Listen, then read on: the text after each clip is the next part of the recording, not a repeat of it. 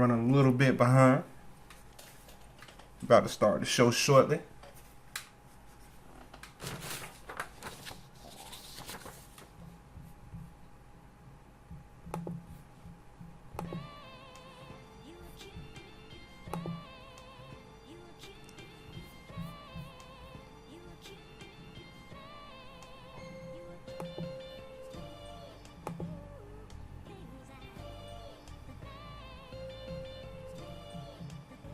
Test. Yeah.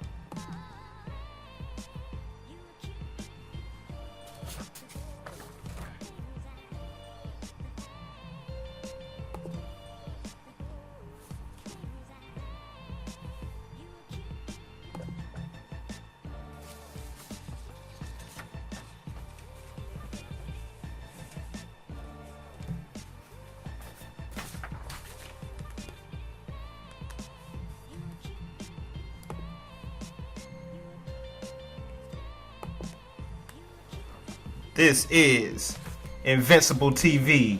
That's Invincible, B-U-L-L for Bull City, where the gods are immortal and the people are unstoppable. I am your host, I.B. Einstein, the local leader in black media. That's I.B. because I am that I am in soul, and Einstein because I am a development of human intelligence in my human experience. So, today would just be me. I have no co-host. It's all good. So, usually we talk about politics and social issues, but today we're going to go with we're going to delve into spirituality a little bit, because when our plan for economic growth comes into fruition, we have to have the spiritual growth to match it, because we don't want to get the money and have a society that operates the same as it does today, just with a black face on it. So we have to grow spiritually, so we know how to spend our money correctly and not in a destructive manner. Because we'll still have to worry about things like hate, greed, envy, jealousy. Those are spiritual diseases. So I'm not going to get into the morals of spirituality, but we're going to deal with something. We're going to deal with something a little more where you can use your logic with it. So we don't want to hinder anybody's opinions on religion or spirituality. So we're going to go into we're going to do an introduction to metaphysics. And in metaphysics, we're going to be dealing with the laws of Tehuti. So this is Tehuti. This is the god of wisdom, writing, speech. He's a scribe, and his Greek name, his Hellenized name, that's when something is Greek is called as Hellenized, is Thoth, and that's where your word thought comes from. And the equivalent deity in Greece, they call him Hermes. And so you can find you can find his principles in a book called the Kabbalion. And the book in published form was written over 100 years ago.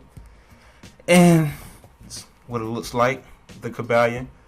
I got mine from Supreme Understanding on Supreme Design Publishing Online.com. And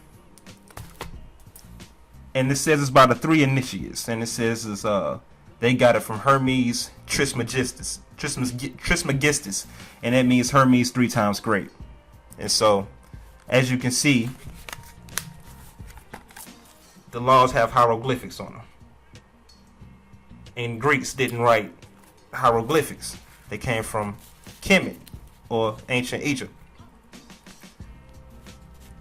And so, the god that they found it corresponding to was Tehuti, and he's known for his wisdom, as I said before.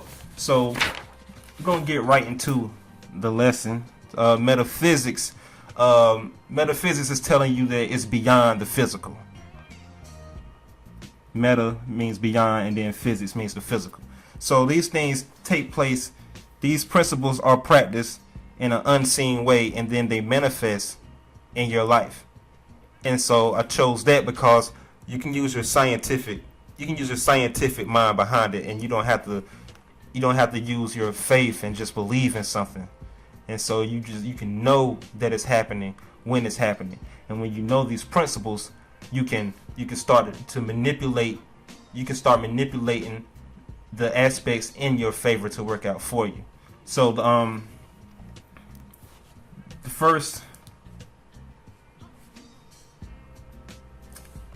the first law is mentalism. So, and mentalism is the hieroglyphic used for it is a heart. And so what does heart have to do with it? So the law of mentalism states that the mind is all and the universe is mental. And so what it's saying is you basically become your thoughts, and it's related to the heart because it's describing your desires, and you will basically become that which you think about and desire the most. And it's telling you that everything is called the all. So the all is the mind, the all is mental.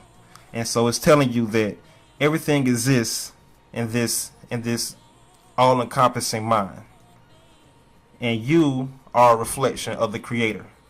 So everything that exists for you is all in your mind as well. And in this philosophy, God created to know Himself. And so if you add up all the experiences of everything in this universe, it has its own consciousness, and it is having its own experience. And all these experiences accumulated together is God. And so you being a reflection have the same ability. So you're experiencing this world for you to know yourself. And that is the highest knowledge for you. It's the knowledge of self. And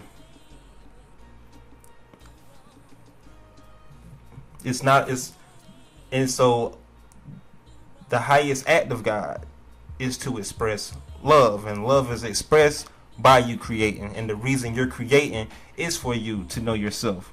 So God is love, and you gaining knowledge of self is a way for you to show love, and you create, creation starts in the unseen, and you creating and being productive in the society is an act of love. So any philosophy that you take on, you are doing it for the experience and for you to gain the knowledge, and you have to operate out of your heart as an act of love, because you will create that reality. You will create a loving reality. So stick with that. And so the next law is called the law of correspondence, and it's a hieroglyphic for sky and earth. And what it's saying is As above, so below, as within, as without. The micro equals the macro. So you have let's say you have the solar system. You got the sun, and you have planets revolving around the sun. That's your above. That's your macro. So if you take it below to the micro, the atom, one atom, looks exactly like the solar system. It's because they're the same thing. Your solar system is made of atoms, and so is the sun. And you have your nucleus of your atom, and the electrons revolve around it. Also, just like our solar system, an atom is made of space, mostly space. The ratio is like putting a football in the middle of a football stadium. And that's how much space is in the atom. And that's how much space is in our universe. And when you look at something, your own consciousness gives it forms, because when subatomic particles are not being observed, they act a different way in nature. You observing them changes their nature. So your consciousness actually gives it shape. So that's why all is mental. So we can observe two different things, and we can have two different experiences from our own awareness with the material world. So it's all in your mind. Everything you see today is a construct of somebody's mind. Everything is mental. So your mentality gives the world shape. And so when you start making these correspondences, you give the world shape. So you discovering something about yourself, you can make that in reality. And that involves mentalism too. You become your thoughts, and then your thoughts give this universe shape on the inside and on the outside. So you have to know the small scale and the large scale, and they go in two different directions. So the micro equals the macro. Also, you have a law called vibration, the law of vibration, and the hieroglyphic for that is power and energy. Power and energy. So what it's trying to tell you, that all things in this universe are made of vibrations, and the vibrations oscillate at different rates. Those are called frequency. And so you'll learn about this in like a chemistry class, and it's saying that everything is always in motion. There's no point of rest. It's called kinetic theory. So everything is always at rest, and then everything is always in motion. Everything in this universe is always in motion. There's nothing that's static. There's nothing that stands still. If you see it standing still, that's just the illusion of stillness. But everything is always moving. And the second part of kinetic theory, which will come into another one of these principles, is energy cannot be created nor destroyed. It can only be transformed. So let's say so your five senses picks up different frequencies of one spectrum. Everything is always in motion, and the frequency that it vibrates is picked up by one of your senses. You got taste, touch, sight, smell. So let's say if you had a spoon and a nail, and you can see it with your eyes. That's your eyes looking at the light frequency. It's going at a rate to where your eyes can pick it up, but none of your other senses are picking up what the spoon is giving out. So when you start to rub the nail with the spoon, you start getting different frequencies. Now you get a frequency where your eyes can hear the rub. That's a different frequency. And then let's say you increase it faster, and now you start to see smoke. Now it's at a frequency where your nose can pick up the smell. And then let's say you start rubbing it even faster, and you see it start to turn colors because it's starting to melt. Electrons are popping up off of the spoon and the nail. And then it's getting so hot that it changes states of matter. It goes from a solid to a liquid to a gas, and it vaporizes, and there's no more spoon or nail. So the spoon did not disappear. It just changed its vibration, transformed the energy, because you can't create it or destroy it. So the different colors that the spoon changes also has its own vibratory speed. So each color is a different frequency that your eyes can pick up.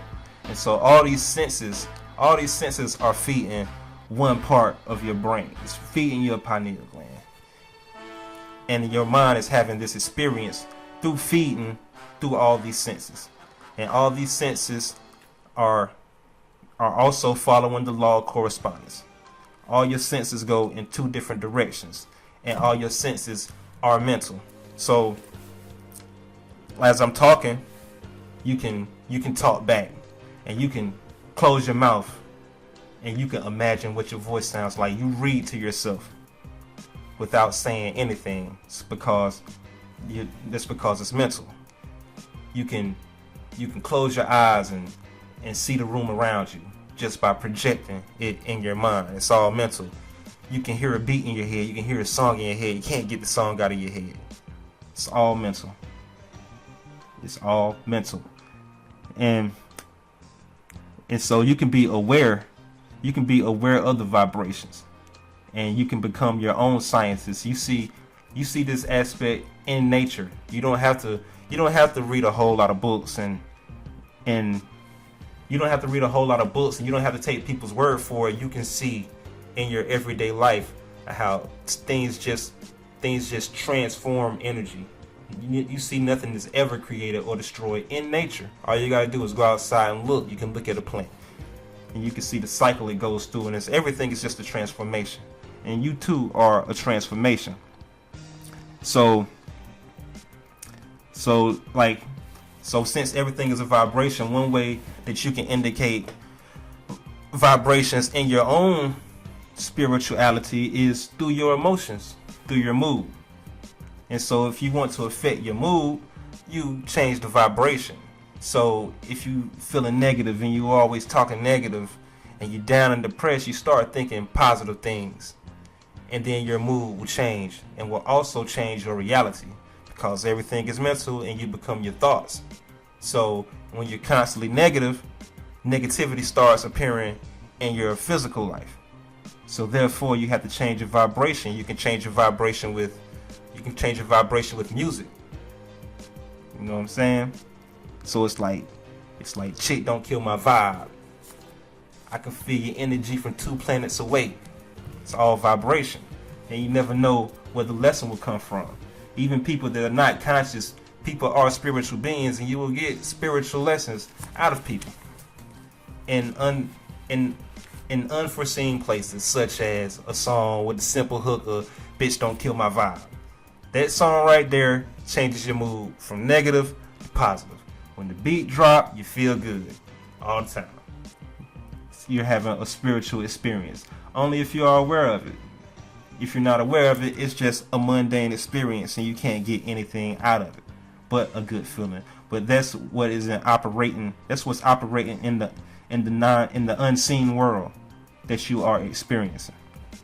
And so we deliver it like this because. So we're talking about transformations. So the transformations are stories. So when the student arrives, you give the student a story first, and everybody just learn the story. They think they're listening to a story just to be listening to it, and then you take this story and you relate it to the sky. You relate it to the stars. And it's like, okay, the story we was telling you is really talking about the stars, and so the student then learns the stars to better understand the story, and then you tell them that, well, the stars are actually talking about your body. The stars are about you. So now, to get a deeper understanding of the story, you studied the stars. Now you start to study yourself. And then you say, well, actually, this whole story is about God. And then in this, where the principles of Tehuti come from, know thyself, the self is God. So you just took the person through a rites of passage, and the student becomes an initiate. And so now he done took the story, studied the stars, studied himself, and studied nature, and that was God. So now he has to go on a journey of mastery to find out why he is God. He has to become God, meaning that not he is a God, it's meaning that he has to become in union with the Creator. So you have to unite with God in that way. And that's the power of the story related to the stars, related to the nature and self. So like when you tell somebody that they are God and they didn't go through this rites of passage, this initiation, people will deliver the information with arrogance because they didn't earn that knowledge. You just gave them a jewel, and now their spirit wasn't ready for it. So now they have to play catch up, and they have to reverse engineer. So you have to take people through the levels. So that's what happens with religion. So you have to simplify these stories, because the priesthood, the scientist that comes up with these spiritual systems, they're at a higher level than the person that's taking on the information in a mundane way. So in religion, you just got the story, and that's it. You just got the story in your book, but nobody ever took the time to relate it to the stars, and then relate it to nature, and relate it to self. And so you just stuck on the story part. You're stuck in kindergarten with it. You never go over to the master's level with it. So you start taking the story so literal that you think it happened in real life. And so you never learn a spiritual science behind it. And so therefore you don't get the development that you're looking for out of it, because you never deepen the relationship with the story. The story is telling you all the stories are telling you about yourself, because that's the goal, is to get knowledge of self. And so you have to relate all these sciences to yourself. And so the next principle is the law of polarity. So the symbol for that, the hieroglyphic for that, is Ka, hands raised in the air, and it stands for image or double. And so your Ka. So first of all, the law of polarity says that everything is made up of opposing forces. Those opposing forces are different ends of the same characteristic, and they are relative. All right. So it's like saying hot and cold are opposite, but they're both a temperature. Hot and cold are both a temperature, and it might be hot to you, but it might not be hot to me, because it's relative. But hot and cold are both a temperature. They're the same thing. They're different degrees of the same characteristic, right? So how hot is hot, how cold is cold, it's all relative. So the hieroglyphic for it is a Ka. And Ka is the Egyptian concept of spirit, and the Egyptian concept of soul is a Ba. So you have the Ka and you have the Ba, right? And so they have it's a famous picture on the wall. It's a picture about creation of man. With so it's the god Khnum. He's a ram-headed guy. He's a creator god. Khnum has a potter's wheel rolling, and he's making man out of clay on the potter's wheel. So you know what the origin of that story of making man from clay is a couple thousand years older than the creation story in Abrahamic religions. Abrahamic religions are Christianity, Judaism, and Islam. So this god Khnum is first he makes the Ka, first he makes the Ba, then he makes the Ka, and then he puts him in one body, and then Amunet breathes life into him with the Ankh, puts the Ankh on his nose and breathes life into the body to animate the body. So the Ka, the Ba is the actual self, and it's immaterial, and then the Ka is what animates it. So it's your soul and your spirit. So when we say knowledge of self, the self is incorporeal, is intangible, and that is what you're feeding through your experience. You're feeding the soul, you're feeding the ba. You're trying to, the ba never dies. The ba continues on. That's where all the experiences is stored to elevate it as your energy maintains on the earth, well, in the universe. And then the ka gives it life, the spirit. So it's like, so they're opposite ends of the same creation. So the highest degree of the creation would be the soul, and then the spirit be a lower degree of the same characteristic. And the lowest degree of the same characteristic would be your physical body. See, people try to make a separation of body, spirit, and soul and mind, but they're all degrees of the same thing, and you need all of them to complete the experience. So the self is the most important thing, because the self will continue on forever, and the self is related to your soul. It's the difference between a spirit and a soul, and we'll kind of get into that in another show. But so like what's another polarity we can discuss? Like good and evil. Good and evil are different degrees of the same characteristic, and it's all relative. What's good for you might be evil for somebody else. You understand? So like countries go to war, right? So America said that they were going to war in Iraq to free the Iraqis from Saddam Hussein. And in our eyes, America, the American military is doing the right thing. They're doing something good. But for people over there, it might look evil to them, and they might not have wanted him to go. So it's all relative. It's all based on your perspective. And so that's why it's good to teach the principles and not morality, so you can understand these degrees better.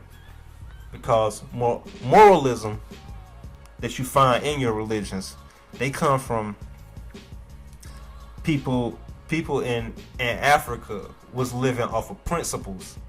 And when your principles are correct, they manifest by you having good morals.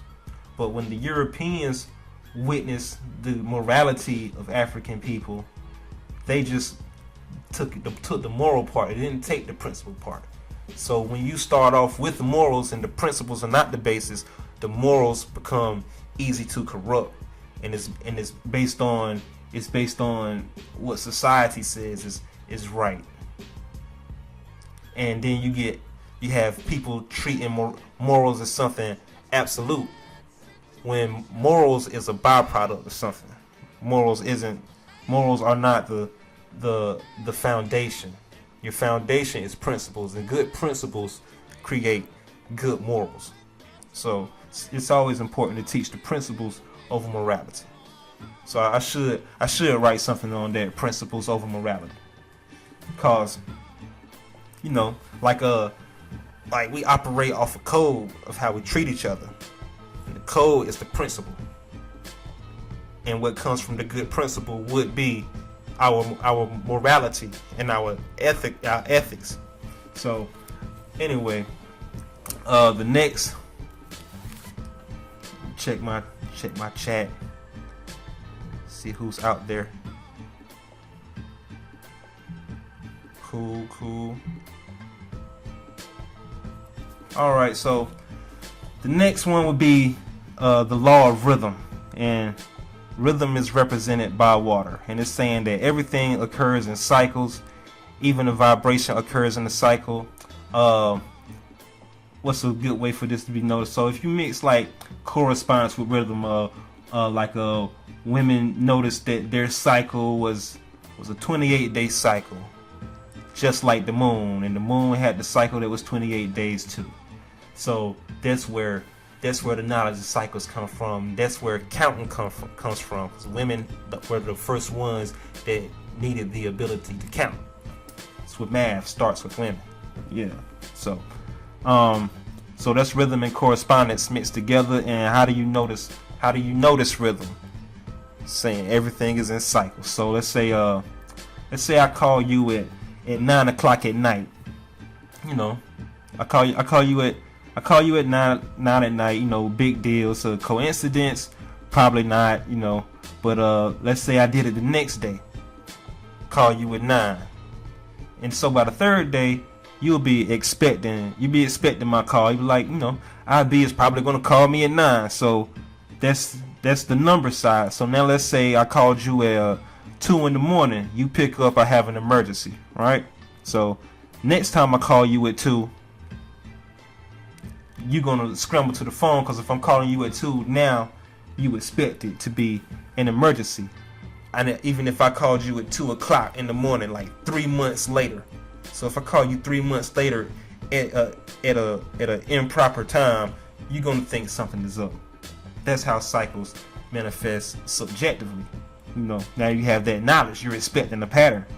So now we can. So that's how you document the principle. And let's say Egyptologists say that Egyptologists say that the artifacts that they find in Egypt are like 6,000 to 7,000 years old, right?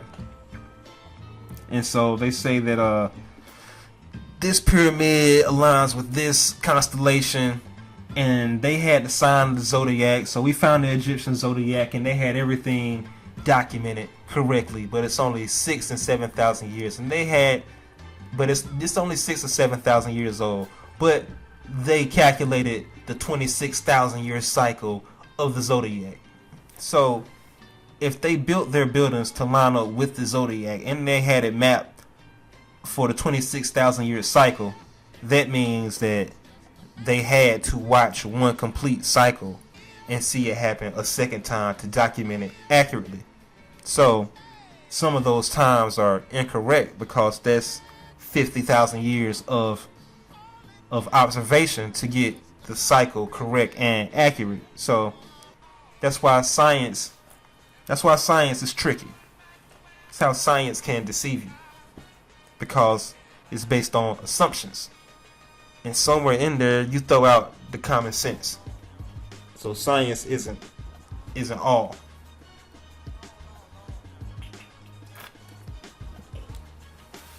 All right.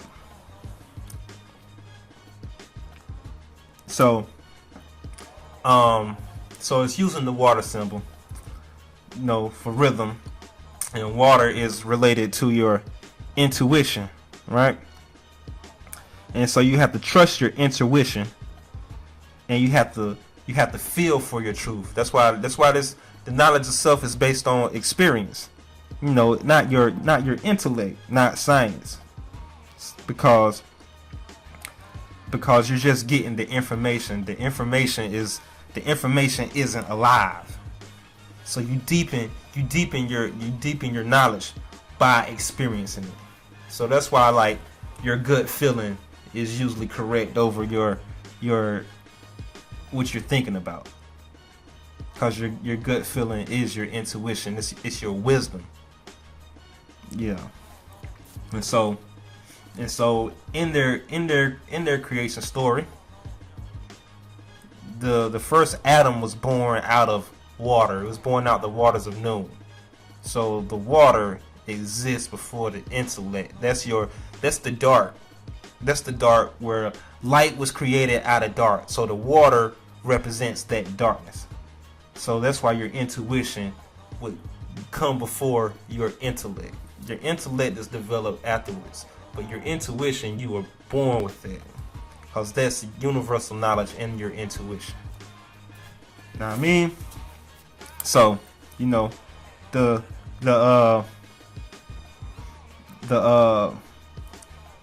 when I said I call you at 9 in the morning, that's the story, right?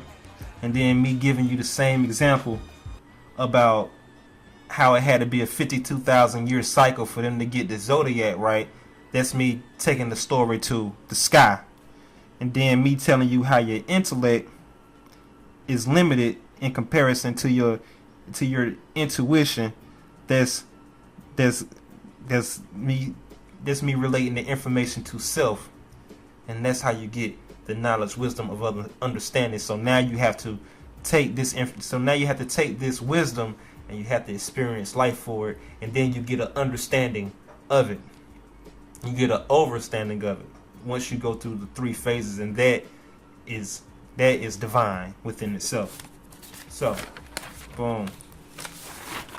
Everybody's favorite is the law of causality, and that's nothing but cause and effect, and that's represented by a triangle and scarab beetle. And the scarab beetle, it's a creator deity, the beetle, because it follows the sun, and it rolls up dung, and then it disappears every night, and then it reappears in the morning to do the same thing every day, and it follows the sun.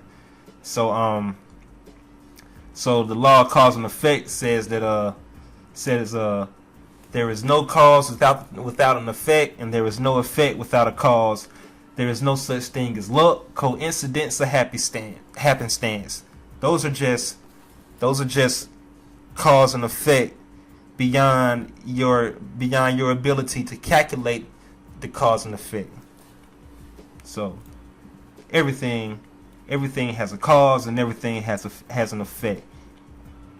And this law is where the concept of karma comes from, cause and effect.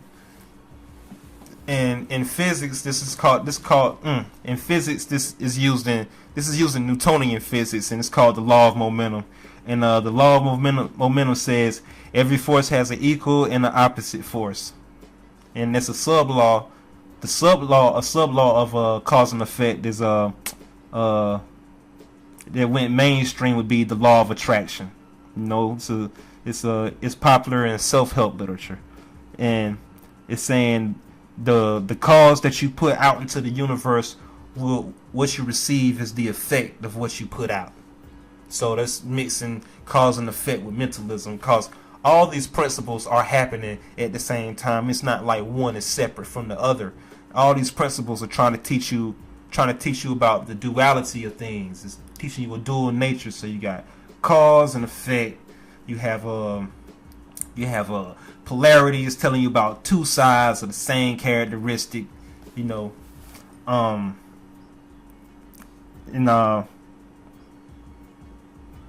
so for the next law, we have so you can see what I'm talking about, the duality of things. The next law would be the law of gender, and it has a man and a woman, and they have three strokes beneath them, on the wall, and so it's man, woman, and the people, right? So it's telling you that everything has a masculine principle and everything has a feminine principle. The masculine principle is unseen and immaterial, and it's more mental, right? And then the feminine principle is and the masculine principle also represents it's based in will and intent. So your intentions and your will to express your intention is a masculine energy, right? And so the feminine principle is matter and form, okay? And so for the masculine principle, the intent is displayed by having a focused direction of the will to express itself. The feminine principle is matter and form. It manifests what is received from the masculine principle. And the masculine principle operates in patterns, and the feminine principle operates in matter. So like the word father comes from the word pater, right? When you do the etymology of the word father, when you look at where the word father came from throughout history, the historical usage of the word.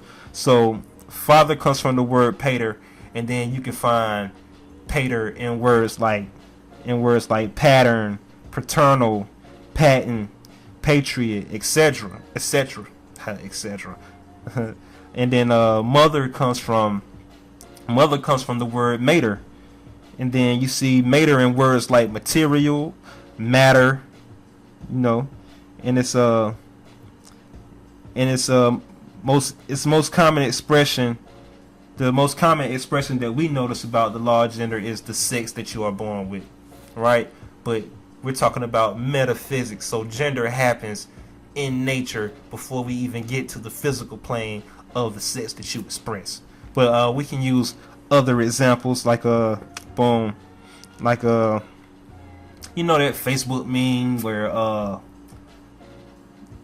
it's like if you give a woman sperm, she'll make a baby. If you give a woman a house, she'll make a home. If you give a woman groceries, she'll make a meal. That's what the feminine principle does. It takes the will and intent of the masculine principle and it turns it into matter. It forms something out of it, right? And then, or like you know, for the masculine principle, you know, it's like guys are creatures of habit. We're gonna keep doing the same thing over and over and over. Like if we have to consciously break a pattern, because if you don't, we'll just operate naturally and just keep things in the same pattern, and we'd be operating on autopilot. And so, like when you see all the statues of the Madonna and Child, right? You see the woman suckling the child, you know, into the physical eye, you say the father's not there. But like I said, the masculine principle is unseen and mental, because the sun represents, the son is an extension of the father. So the father just isn't seen, he's being mental and he's being spiritual. So that's why you have to do symbols, so you can get beyond the visual, right? Another example, boom, you got weapons. In war, you have weapons and you have traps, right? So weapons are masculine, traps are feminine, right? Because let's say you have a sword or a knife or a gun, right? It has a definite direction. It has a definite direction. It's pointing, and it has, you already know the intentions of the weapon, and it's going to express the will in a certain direction, and the intention is to kill, right? So a gun, a knife, a sword, whatever, that's a masculine thing. As a trap is the opposite. You know, you set the trap down and it kills anything that falls into it. A trap is set, and so you use it against yourself. And so it's telling you the difference. And so it's also telling you the difference between being passive, feminine principle, and aggressive, masculine principle. Doesn't make one better than the other, because, you know, if you take a weapon, put it in a trap, they cancel each other out. You know, so not one is better than the other. You just have to know when to use each one. So nobody is completely masculine and nobody is completely feminine. You know, you have to understand these forces in a spiritual sense. So like, it's not to be taken like so if you a man, you can't be using the feminine principle. It's a concept. So sometimes it might be wise for you to be passive in a situation. You know, sometimes it might be wise for you to aggress and act like a weapon, or sometimes it might be wise for you to fall back and set a trap or something, or like a you getting ready in the morning and brushing your hair, whether male or female. That's representing a feminine principle. That's like the goddess Aphrodite. You know, it's just it's actually a ritual. You looking good, you getting yourself to look good in the morning, and then looking in the mirror. Cause every pantheon in the world has a goddess of beauty. It's represented with the mirror. It's a feminine thing. So, you know, feminine principle can be used in your advantage, whether male or female. Gender isn't about the sex of your being, right? And so what you want to do is you want to manipulate these principles, and you want to use them to better your experience. So like a good one for mentalism is fake it till you make it, right? So you're faking it, but you know people that fake it till you make it, they eventually make it. And when you see them in their greatness, they had been talking about it years before they had it. Like you become a millionaire before you even get your $1 million. So you remember like Cash Money, Bling Bling, you know, they rented all that stuff. But now, after that, they really had it. So they faked it till they make it, right?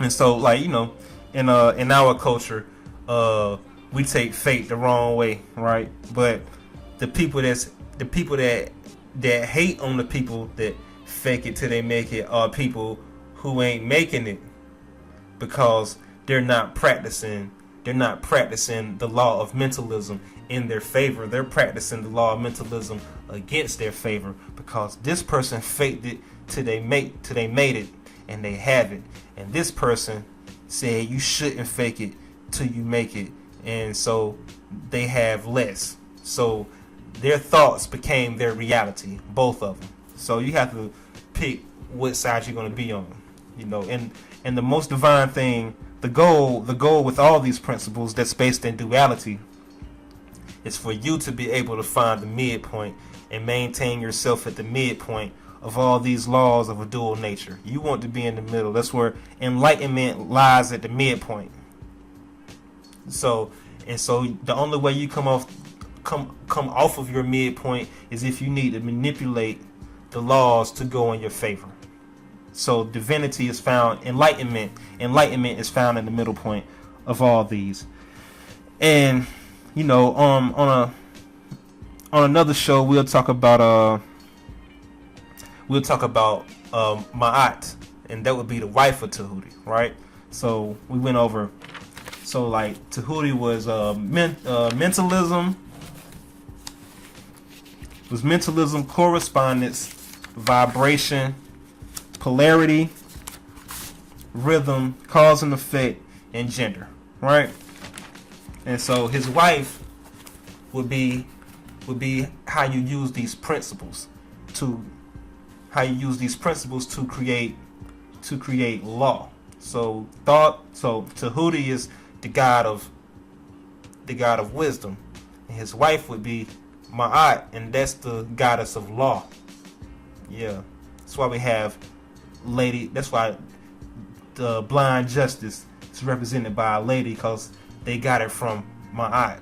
You know, the lawgiver is used. It's a goddess energy. It's a feminine energy, right? And so she'll take these laws, and she'll take these principles that I just named, and then she'll apply form to them, the feminine principles. So she does it with truth, justice, righteousness, order, balance, harmony, and reciprocity. Yeah, it's all about how you are compensated by accurately using these principles. So we're getting into that into another show, because I had to do some more research and study for that one. But yeah. So do we have any questions out there? So no questions for today. All right, yeah, this is a new experience, so I had to do a show by myself, and I get better at it or whatnot. I was running short for time. I had to go take care of a sick friend, and my birthday was yesterday, and I had a good time at my birthday cookout. It was a better turnout than I thought it was going to be. I thought it was going to be dead in the water, literally, because it rained all day and didn't let up. So yeah, so we'll go deeper into spirituality later. So this is going to turn into a series. So we're gonna we're gonna I gotta start you off from square one because initially me and Jay Martin wanted to do a show on African spirituality versus Christianity, right? And so I put a post on Facebook. I'm part of a group, a Christian group. I was put into the group by my homeboy Greg. You know, I think he's a minister now, but I played football with Greg. Greg is a real good dude, and he's the only one that teaches. He teaches out of Christianity without getting religious about it. He teaches life lessons out of it, and that's why I rock. That's why I rock with Greg and his and the topics that he puts in this group. But in the group, I put, what's the how do you feel about African spirituality versus Christianity? And the girl with an African name said, "What's African spirituality?" So, I had to back up and say, dang, I got to start from square one. And I don't even think, and so I think I'm just going to do with spirituality. I'm not even going to go so far into the African part, but we're going to do one on spiritual. We're going to get deeper with the spirituality. And so for Christianity, to keep all the dogma out of the discussion, I'm gonna have a later show on the historical origins of Christianity, and we're just gonna deal with the history of it. And so this is gonna turn into something bigger. And once we got everybody on the same basis and have a good foundation of which way we're gonna take the discussion and a good foundation of the topics, then we can take it somewhere deeper. So you can start using the information to make changes in your life. Because, like I said earlier, the journey that we have to go as a people in our black community, as we start to gain power, you have to do the right things with the power. And so we have to have a spiritual growth, and we have to start off with the principles as the foundation. So we have to be people of principle, because you can make a lot of money and you can destroy yourself with that money, right? Because you didn't do the work on the inside. You just took care of the material. But the physical world comes last. We gotta get to a point where we really have to be like what Christ was preaching. You have to get to the point where I'm in this world but not of it. And so we're all in it and of it right now. But the further we get away from being of it, we'll start doing the correct things with our power like we once did before. So we need the spiritual growth, and we don't really need to be teaching morals. We need to be teaching principles, and the morals will show for themselves, because they will be the good morality is the effect of the cause called principle. You dig? I got a question coming in. Negatory. Yeah. Because let's take for entertainers, for instance, they get a lot of money, and then all money does, money is called currency. A current is a stream of energy, right? And so what happens is you get this energy called currency coming into your life. And what does currency do? When it builds up in one place, it amplifies. So money just amplifies who you already are. So if we as a people get this power, get this energy current coming into us, what are we amplifying with it? So that's where we have to amplify something beautiful within us, and it lies within the spiritual sciences, not necessarily the physical sciences. Physical sciences can be tricky and deceive you, because scientists, people learn so much science, and once people become become masters in their so-called science, they also become atheists, you know. And what I see happening is that people make a religion out of science. People make a religion out of history, you know. And it's just they built their intellect up so high that they don't believe in a God. And belief is only important for one thing. You know, belief is like the kindergarten of knowledge itself. First you have to believe it, but then you have to go do your due diligence to know it. You know, knowledge itself, you know. So you're supposed to, first you believe in yourself, and then you have to go do the due diligence to know yourself. So belief and just sticking to belief and not going beyond belief is destructive in itself, because you're staying at the lowest level of your journey by being stuck in belief. So we have to get into knowing. You know, you're believing, you know, you have God and you're believing in God, right? But the goal is to know God. You know what I mean? And so, like, where was I going with science was people make a religion out of science. But with science, you have to make assumptions, right? So science makes theories, and they really become laws. Some become laws, some remain theories, because somewhere in that theory, there's an assumption that has to be made. And we'll keep the theory on the books until the knowledge is furthered that can disprove the theory. All you have to do is disprove the theory one time. And a theory that doesn't have an assumption that can't be disproved is called a law, right? So you have the Big Bang theory, you dig? And it's saying that everything happened out of this one bang. And why is it a theory? Because you have to assume it happened. It wasn't there, right?